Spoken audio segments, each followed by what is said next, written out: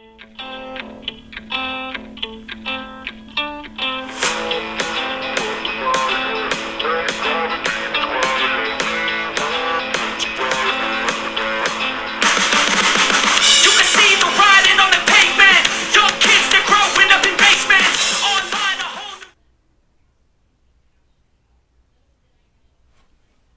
everybody, I'm Jesse and welcome to another edition of Gen X Thinks. And today I'm going to talk about the origins of UFOs. We touched on the subject a little bit yesterday during the Sunday live stream. And it's a fascinating subject to me. It's something I like to think about. It's fun to think about. It's interesting. And I have my own theories on it, on the subject. And I'd just like to elaborate a little bit on it because we have new subscribers who haven't heard me talk in my older videos, so I figured I would talk about it a little bit here today. And we've all, been inundated with the Charlie Kirk assassination and all that news and stuff, so I figured I'd talk about something a little more lighthearted but still interesting. So hopefully y'all enjoy the episode. But let's see. My thoughts on the whole UFO thing. And to begin this, to start this thing off, I'd just like to say that I'm not poo-pooing on the UFO theory, right? I'm not saying that UFOs don't exist or anything like that. So don't get me wrong. My entire discussion or whatever is about their origins, not their existence. I'm not questioning their existence. I'm questioning where do they come from, right? So don't get me wrong. I'm not trying to call anybody a conspiracy theorist or a kook or something if you've seen a UFO. So don't confuse the issue here, please.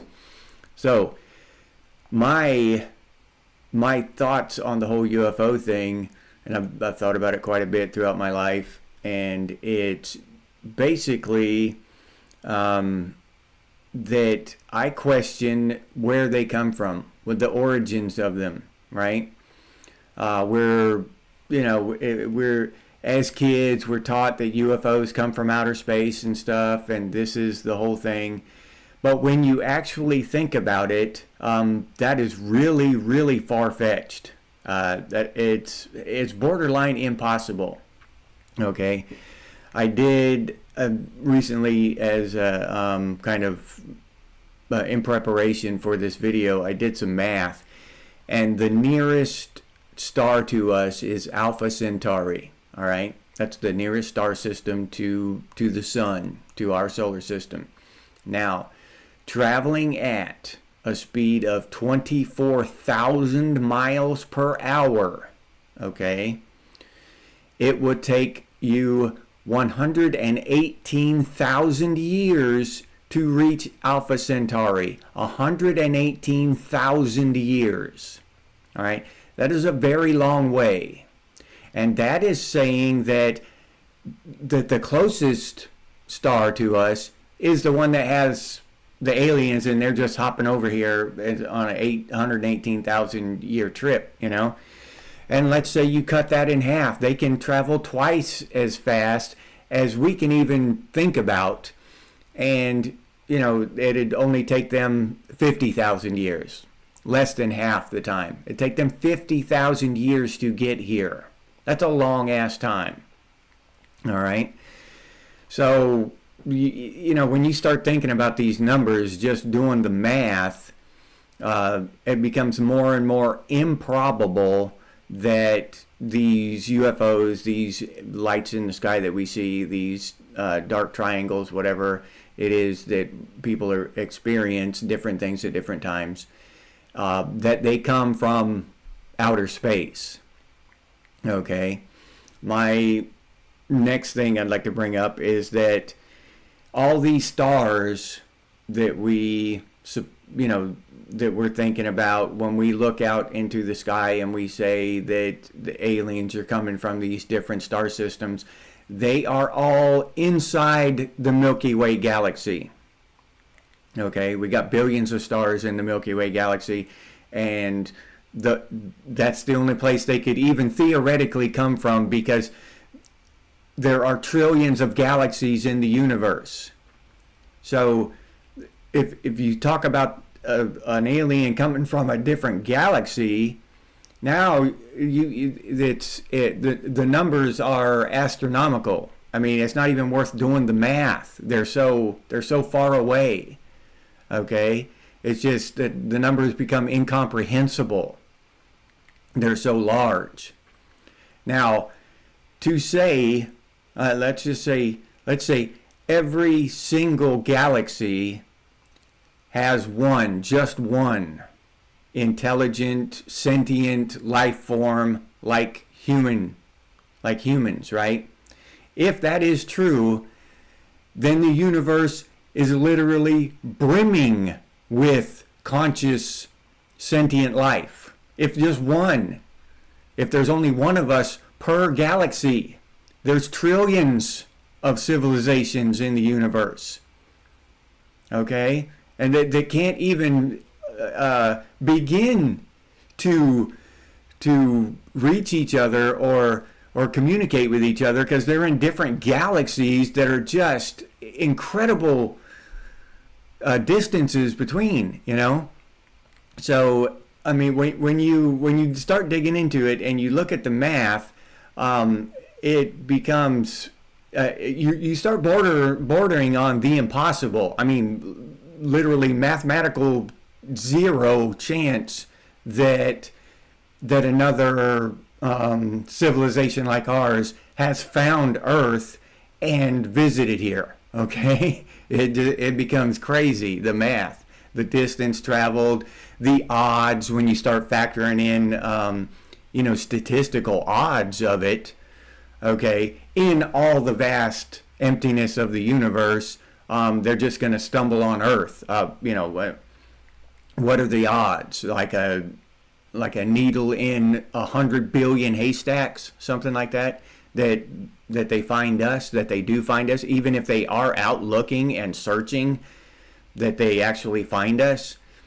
So that's kind of where I'm at with that. It just the straight up mathematical and statistical probability of it happening are almost zero. I know there's no absolute zero, but it's pretty damn close. As close as the human mind can get to zero, you know what I mean? As I can understand zero. So when you look at this stuff, then the possibility, the probability of them coming from outer space, from a different star system, it's not even worth considering, right? It's not even worth entertaining that shit. Now we can go and look at it from a different angle and say, have we ever seen a UFO in outer space, outside of the Earth's atmosphere? Has anyone ever seen one? Has anyone ever had a picture, a sighting, recorded some video on their shit or whatever? No one's ever seen one, hovering around the moon or checking out Mars or, flying past the sun or anything like that. We see asteroids, all kinds of shit out there. But we have never seen a UFO except close to the ground inside of our atmosphere. That's the only place we ever see them, hovering, lights over the ocean, and people claim to be abducted on planet Earth. They didn't get abducted from the moon or Mars or anything. They get abducted from planet Earth and experimented on and shit and all this other stuff. Now, that's another telltale sign to me that they don't come from outer space, because we've never seen them in outer space. We've only seen them on Earth with us. Maybe not, walking around on the ground, but inside our atmosphere. You know what I mean? We've never seen one outside of our atmosphere. So that makes me question that whole theory that they come from outer space. And my personal idea on it is they are either under the ocean, okay, because I've heard many times that we know more about the surface of Mars than we do about the bottom of our ocean. We've explored more of the surface of Mars than we have at the bottom of our ocean. We've sent a few probes down, deep sea probes down, and investigated, looked around there a little bit with a flashlight or whatever, and seen just a tiny little bit of the bottom of some of the deepest parts of the ocean, but hardly any, So that would be a logical place, to me, that would be a logical place for them to inhabit. They'd live at the bottom of the ocean or whatever, eat fish and clams or some shit like that.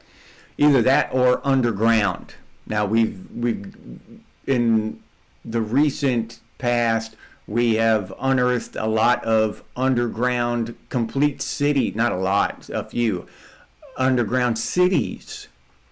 Okay, and there's one, I forget, Turkey maybe or something like that, over there in that area anyway.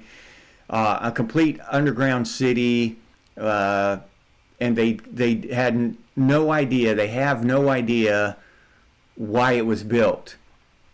They say, one of the reasons they come up with was because the raiders would come attack them and kill them and whatever. And then the thought about that is that, hell, if the raiders wanted to kill them, all they'd have to do is roll a big boulder on their exit. You know what I mean? And they'd just all die down there. So that wasn't it. That couldn't be it. Maybe to hide from natural disaster or something, but nobody has really been able to explain why anyone would build this huge city underground. And Lake, Jeff 7, Tripwire, hey Trip, glad to see you. But the thing is that I believe they were here. They've already been here. They're either in hiding, like They Live, the movie They Live. They're in hiding. They're either among us or they're separate from us and they're in hiding, or they're hiding among us. Either way, they're hiding somehow. All right, and something like that. And then also you have that whole the thing with ancient technology. I forget that guy's name. Graham Hancock, with the ancient technology thing, right? I've watched some of his stuff, and a lot of what he says makes sense. If you look at the stones that were cut back then, and the core drills, those are the things that really blow my mind, are the core samples that were taken out of stone, 50,000 years ago or whatever. It would be tough for us to replicate, that something a core taken, 8-10 inches out of granite with a diamond blade today, with a diamond hole saw today. I mean, shit, that bit would cost me $300 or something, you know what I mean? To be able to, I could do it, but it would be expensive. It would be hard for me to do. It'd take a lot of work still today. It would take a lot of work and a lot of effort on my part, and not an inconsiderable expense. I'd have to have a drill capable of doing it and the bit. So to say that they were doing it with sand and spinning it by hand and shit or whatever 50,000 years ago, whoa, I just can't see anybody taking that much effort if it was possible. I don't know even if it is possible with the tools back then to have that clean of a cut. The cut would, you have to understand how it works, but the cut would have to be a lot bigger, thicker cut because stuff isn't perfect, right? And if you're doing it by hand and the shit's shaking around and wobbling around, then it's going to make the cut wider, and you're going to remove more material. It's going to take longer, and it's not just going to be that clean, straight core cut like you can with a diamond bit, right? And an electric drill. So then I've seen just laser cuts on stone and that different stuff. I mean, there was technology back then. In my mind, there's no doubt we had some kind of technology back then. I have no idea what it was, and I have my theory on the cyclical nature of time, how it goes around and around, and then there are smaller cycles within the bigger cycle. But I believe that technology rises and falls. We come to a peak of technology, then we go back to the Stone Age or something similar, some other older age, and it goes like that. I don't believe that we reach out to the stars and stuff. I don't believe we'll ever go to stars. It's just too damn far away. You know what I mean? Unless the only possible scenario where we even go to another star system and is that if AI and robots kind of take over, right? And we basically can live forever. Because we're not people anymore, we're robots, right? They might have some organic material from us, but basically we're robots, so we can live forever, okay? But then I think about that, and would a robot, even a super high sophisticated AI, would an AI or a robot feel that human drive to explore? Would they have that drive to explore the universe, or, even back when, think about Christopher Columbus and the Vikings and those, would they have that drive to explore their world, the universe that they know? It seems to me like AI would have just as much reason or whatever the word is, that as much chance to just stay put. AI would just stay put. Why explore out? Why waste the resources when we have everything we need right here? Why waste the time and the energy to go looking in outer space when everything we need is right here on Earth? We just make more robots, and and we just eliminate anything that gets in our way and impedes our progress. The whatever caterpillar or the beaver or whatever, we just kill them all, and that doesn't matter. Not to an AI, not to a robot. That wouldn't matter. That tree is bad. It doesn't help us in any way, so we get rid of it. And so they would just make the world perfect in their scheme of things, and that would be it. They would be happy with that, I think. At least that's a chance. Where there's no chance of that with people, right? We are driven to explore and to discover and do these things. Okay, people are driven to that. Robots and AI won't be, I don't think, ever. They're just once they take over, that's if there's not a war between us and AI and robots. That's if they just take over, right? Which is, I think, is more likely the Terminator scenario, where me and Laik and Trip and Disciple of Christ and Electronic Music Underground, we're fighting against the machines. You know what I'm saying? That's the more likely scenario, I believe. They're going to have trouble getting rid of us, Gen Xers. They're going to be too busy doing that to explore outer space and shit.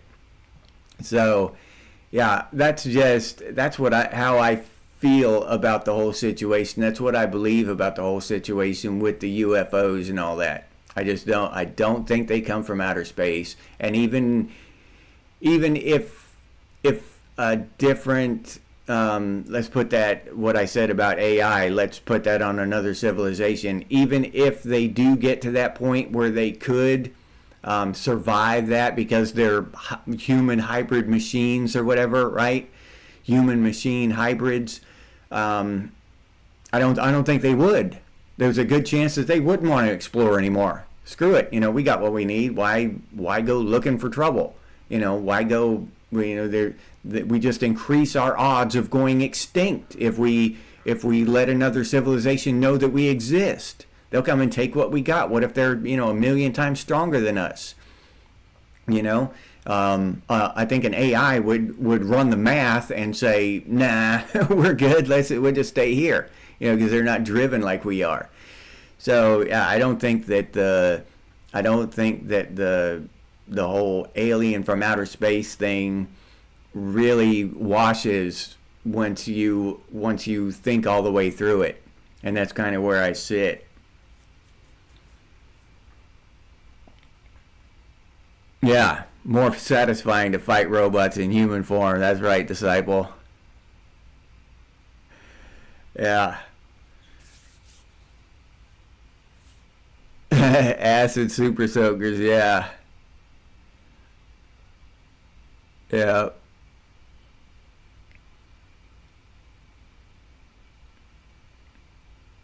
Oh yeah, leg. Yeah. Time is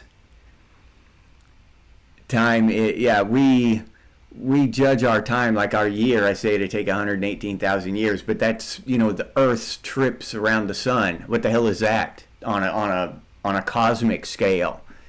We could have the cosmic time all screwed up. We're ants, in at the cosmic scale, maybe even less. We might even be, like some kind of parasite on an ant's elbow. You know what I'm saying? We're that small and insignificant at the universal cosmic scale, as far as our technology and our understanding of time and all this stuff. Yeah, Lake hit the nail on the head there. So 118,000 of our Earth years, the Earth would have to go around the sun 118,000 times, while someone traveled to Alpha Centauri, at 24,000 miles per hour. And I think that is like 400,000 kilometers per hour for y'all on the metric system. So, yeah, but either way, it's a long ass time. It's longer than any, dozen generations of Earth human people. Now, I have heard of generation starships where, the initial people, their only mission is to have kids and that can keep the starship going, and then they die. They live, many generations of people will live out their entire lives and die on the starship. Having said that, there's a lot that can go wrong in 118,000 years. You know what I mean?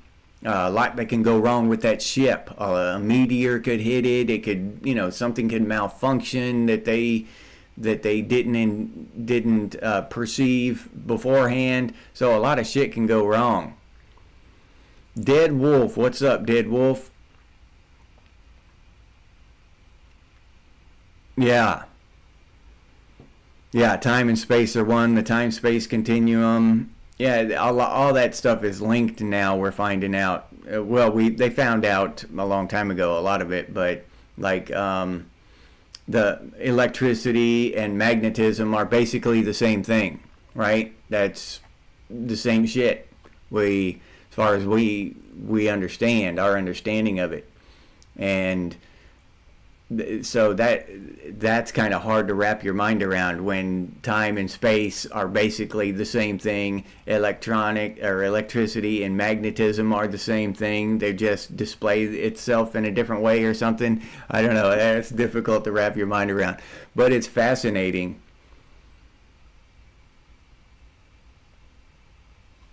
Oh shit. Underground. Don't say that, dude. Me and Trip and Jeff and Dead Wolf, we'll be hunting you down, dude, because you'll be trying to take over the world. Yeah. Hasta la vista, baby. Underground.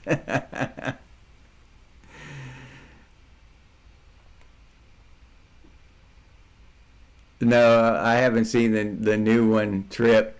Yeah, I haven't seen the new one. But I've just been busy last several months actually, but last several weeks it's been insane. But I enjoy that kind of stuff, the alien Earth and the ancient aliens, which I don't really. And that's this. That's actually the TV show that got me thinking about all this, Ancient Aliens. I used to like that TV show. I still do. It's cool, but I started thinking about that, and then the ancient technology, how that's a different spin on the Ancient Aliens thing. And then I got to thinking about, what are the odds that some aliens came from outer space and visited Earth, for gold or whatever, and did all this, and it doesn't make sense to me, the whole thing that they came from outer space. So I just I have a hard time swallowing that line. But what time is it? Oh yeah, all right. It's time. This is just my daily short video. During the week, y'all know how I do it. All of y'all on here, how I do during the week. I gotta get ready for work now. Yeah, we'll be deleting the robots. Not Trip. Electronic Music Underground. He'll be one of the good robots, though. He'll be one of the good robots. He'll be on the human team. Yeah, we'll send Underground in to spy on the robots for us. Find out what the hell's really going on. Hey, Shannon. Good morning.